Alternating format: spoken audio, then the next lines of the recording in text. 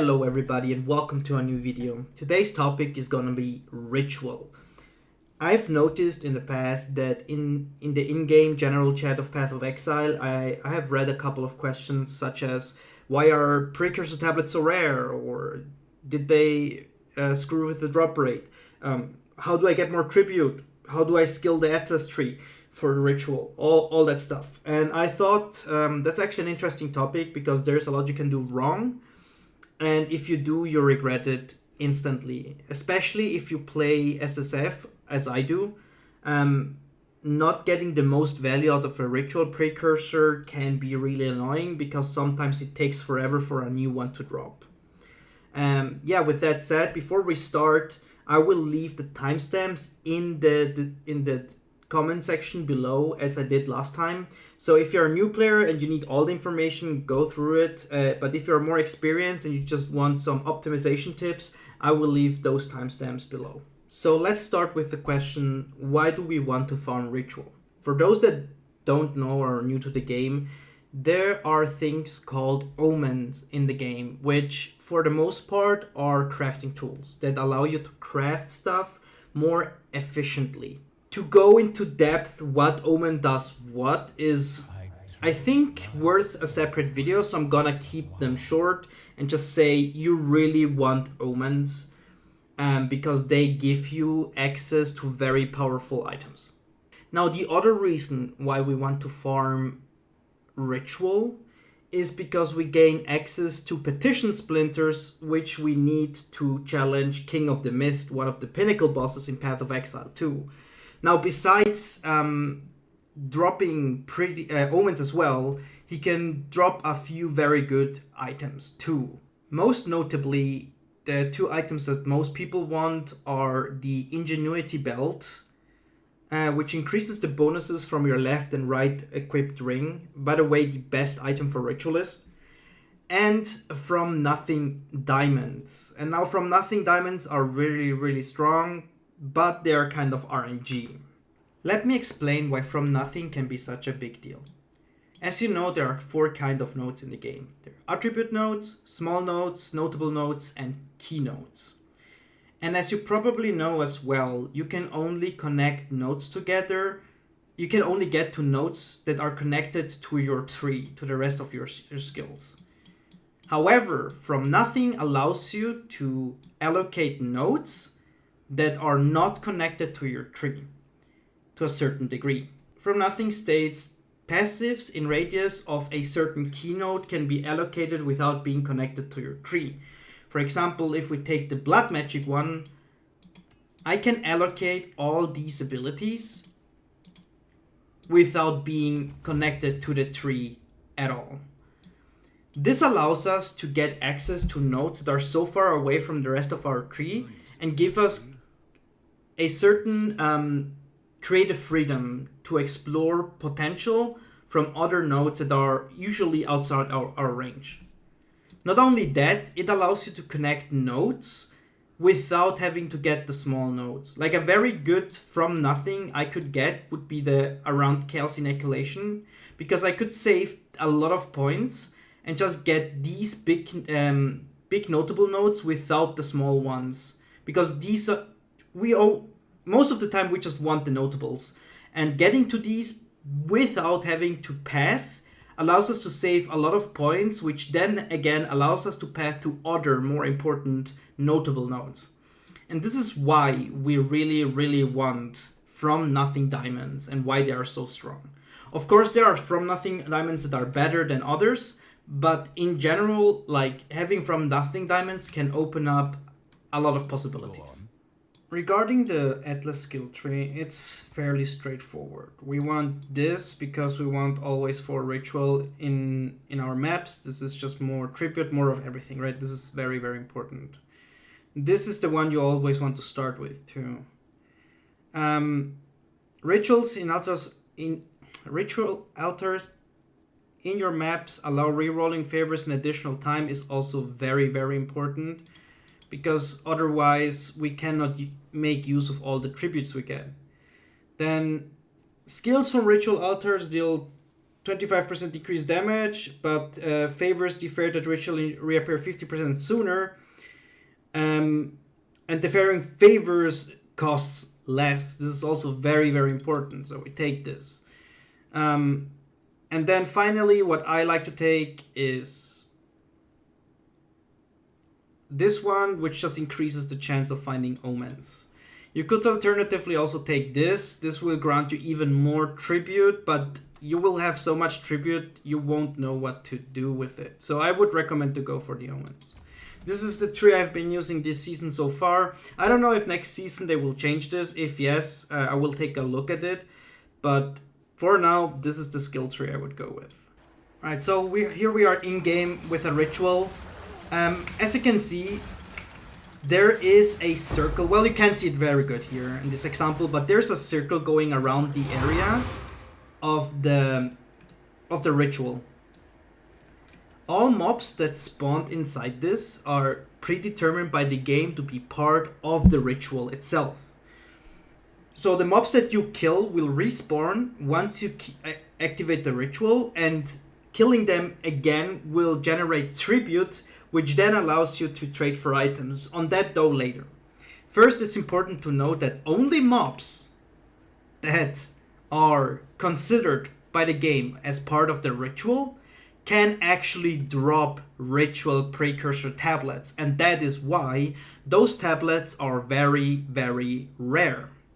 So before you start a ritual, it's important to note that if you skill correctly, which I will explain later, you will always have 4 rituals in your map, and it's very important to find them all and clear them first before you start them, because the order in which you do the ritual matters a lot. This first ritual had very few enemies inside it.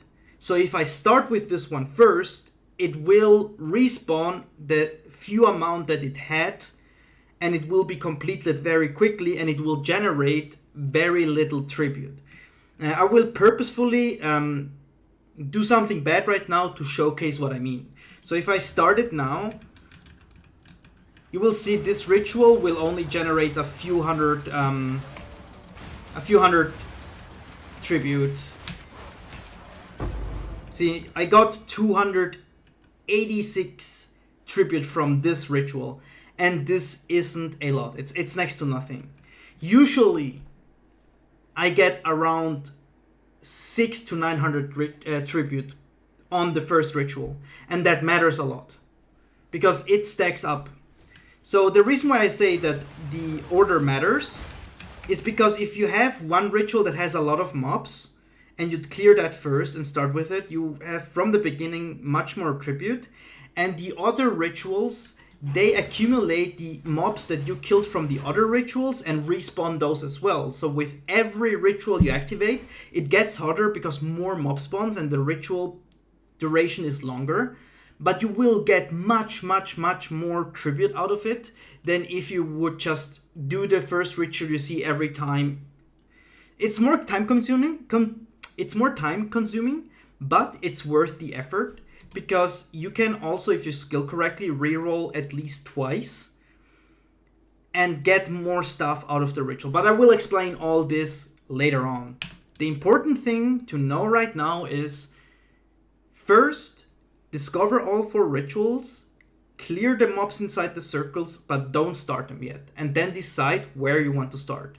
Another very important note is, if you happen to have a rogue exile inside a ritual and you kill it and you start that ritual first, it will respawn, like the rogue exile will respawn on every single ritual, and this way you can have 5 rogue exiles in one map.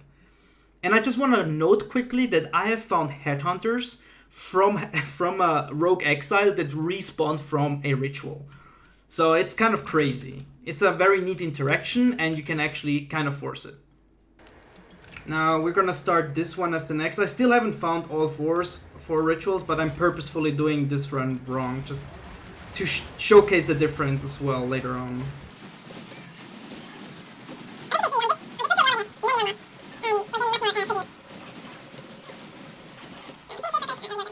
So see, on the first we had like 280 something, now we have 1,000, so we essentially got like 4 or 5 times more. Yeah, so let's finish all the rituals and see how it goes. Alright, so here we are, we finished all four rituals. I'm gonna quickly explain what you wanna do once you have all the rituals, right? So there is a system in rituals which allows you to defer items. That means that if you defer them, it costs tribute, and the next time they reappear, they are cheaper. For example, I have right now a divine orb in my ritual loot table. That's pretty good. I'm gonna defer it and make it cheaper, and so every time it reappears, it will be cheaper. Now it would cost 1,800 tribute, right? So it already went down. So I'm deferring this. I cannot re-roll anymore, so you have like 2 re-rolls. You want to use them up if possible, and then try to get as much of the stuff you can with the remaining, and then still defer whatever you can. So for example, these 30 are down to 248. They originally were like 1,000 something. I'm gonna take these. I have 200 tribute left. With that I can defer this, and this. So it will leave me with 29 tribute remaining. This is really good. You want to get as close to 0 as possible. So if I had more tribute, I could have taken it all, right? And this is actually what we want to work towards too. And I'm going to explain how you can get much more value and a higher chance to get Ritual Precursor Tablets by being more efficient in the choice of map and how you approach this. Alright, let's get to the juicy part of the video. How do we get the most value out of our Ritual Precursor Tablets, and how can we increase the chances to find more Precursor Tablets? Because at the end, all you want to do is find the next Precursor Tablet before your last one ran out. Optimally, you want to find multiple. So how do we accomplish this? Well, first, it's important to know that rituals are not influenced, from my understanding, from my testing, rituals are not influenced by rarity and effectiveness. Ritual loot table always has its own system. Every time you reroll, it's just random. And it cannot be influenced by effectiveness and rarity. So what can we do, right? I mentioned before that only the mobs inside the circle can drop the Precursor Tablets. So the more mobs we have, the bigger the chance to find the next Precursor Tablet. Now, another thing is the more mobs we have inside the circle, the more tribute we get. So the single most important thing we want on our Precursor Tablets while farming Ritual is pack size. Pack size is our best friend. More pack size equals more mobs, equals more tribute, equals more chances to find the next Precursor Tablet in the map. Now, another very important mod, or very good mod, is increase number of rare mobs and increase number of magic mobs or monsters. Why? Because magic monsters and rare monsters give more tribute as well by killing them.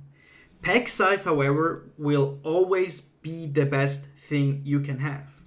I prepared a couple of precursors. They are all pack size or magic monsters. So the ritual itself, I haven't found a ritual precursor for a while that had pack size on it, sadly. But this one has increased rare monsters and increased magic monsters. It's really, really good. Like, the best case scenario would be pack size with one of either of these.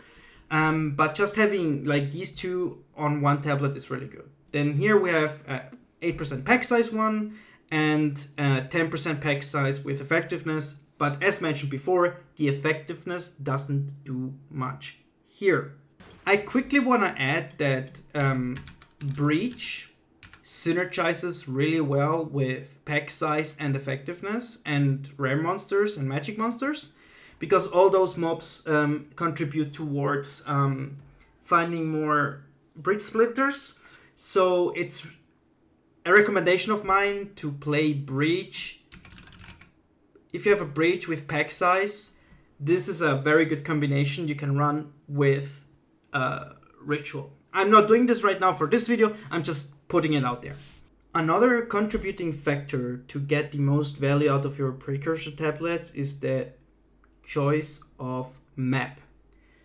From my experience, the best way to get more tribute is to do cleansed maps, and the reason for that is area contains additional packs of cleansed monsters, which in other words is pack size, because that's 21 additional packs that have the potential to spawn inside your ritual.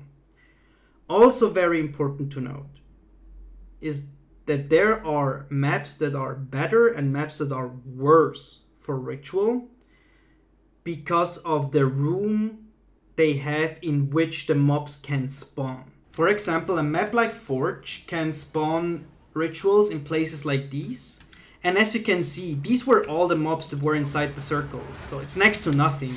Which means if you start this ritual specifically, I will do it real quick, it will spawn very few mobs as well. And it will generate very, very little tribute. So this is why the map choice matters. So what you want is a map with a lot of room so that the circles can spawn as complete as possible with the biggest amount of mobs inside of them as possible. Now, quick note before we get to the end of this whole explanation.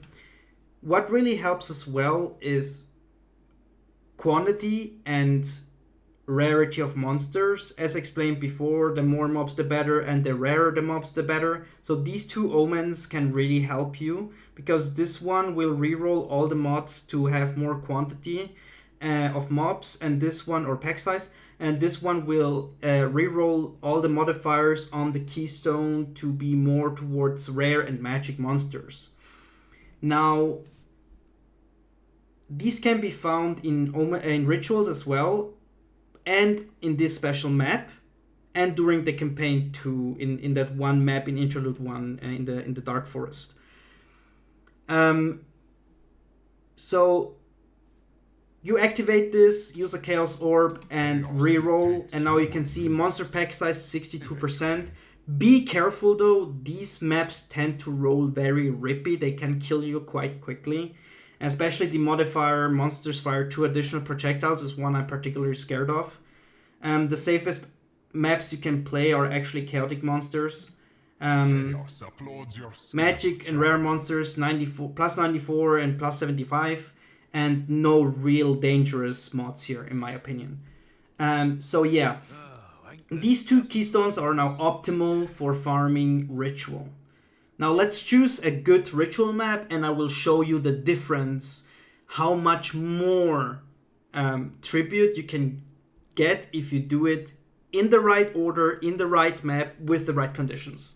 Alright, so here we are, Woodlands, tier 15 with the quantity keystone. This is the first ritual that spawned, and as you can see, it's kind of a clusterfuck. I need a second to clear this. But as you can see, there are already many more mobs here, right? Like, it's very, very crowded. Yeah, this can get scary, so if you play hardcore SSF, just be aware that it's not worth killing your character just for more quantity. Try to choose a map that you really can just deal with. This character is already very tanky, and I kind of like drop low. Alright, so here we are again. I cleared the map, I found all the rituals, and I feel like I don't go counting the mobs on the rituals, but I feel like this one had the most mobs. So I'm gonna start with this one.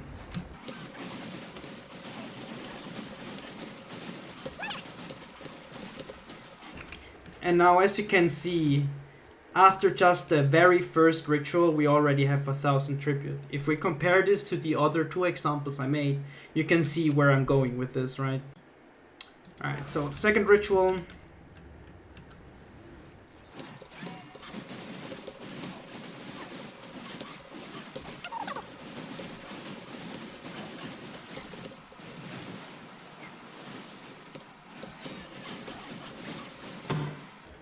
$2,500. Third ritual.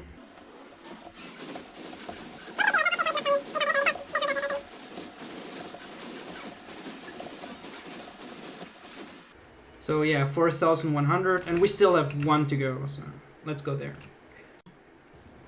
Here we go, last ritual.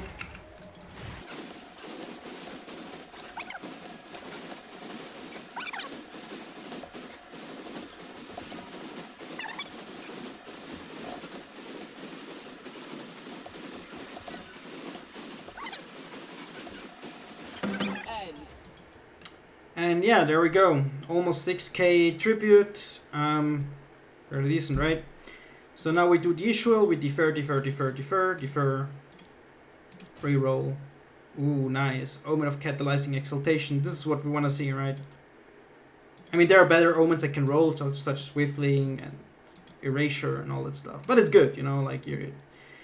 Now we have no rerolls left. We have 3,400 to go, so we just start buying out stuff we like.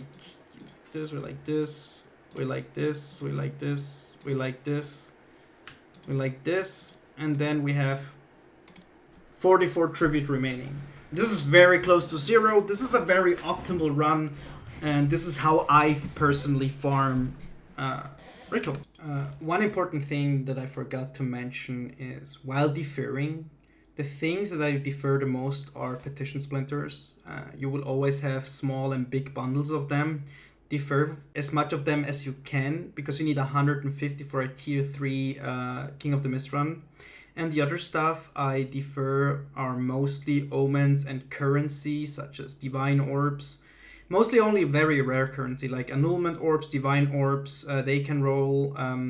But other stuff, like more regular stuff, I usually don't defer. But it's up to you what you need, right? You can also find Greater Jeweler's Orb and Perfect Jeweler's Orb in the Ritual, and Gem Cutter's Prism. In Ritual you can find a lot of stuff, and the Ritual item level is always the same as the map. So if you're doing a level 82 map, the stuff inside the Ritual should be level 82. That's very important to note as well.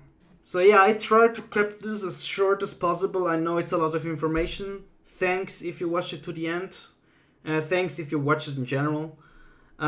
This is how I farm Ritual. This is my approach. Yeah. Thanks for watching. If you have questions, leave them in the comments below. If you have constructive criticism, feel free to as well. I'm very happy about it. I want to improve and learn and get better at making videos as well as in the game. So it's fun. I enjoyed. Thanks for watching. See you next time.